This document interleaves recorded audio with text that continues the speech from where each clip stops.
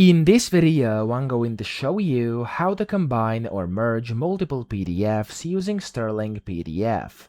Now to do this, you want to open up Stirling PDF and you want to go to the top right over here. You can go and search for tools, or under recommended, you can just click on the merge button, which is going to allow you to merge or combine multiple PDF files.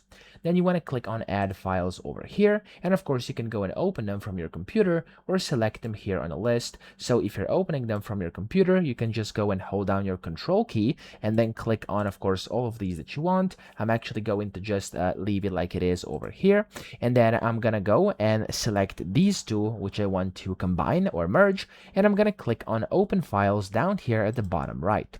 When you do this, the files are open. You can then go ahead and sort them by file name, date modified, ascending and descending, or of course by dragging and dropping them like this.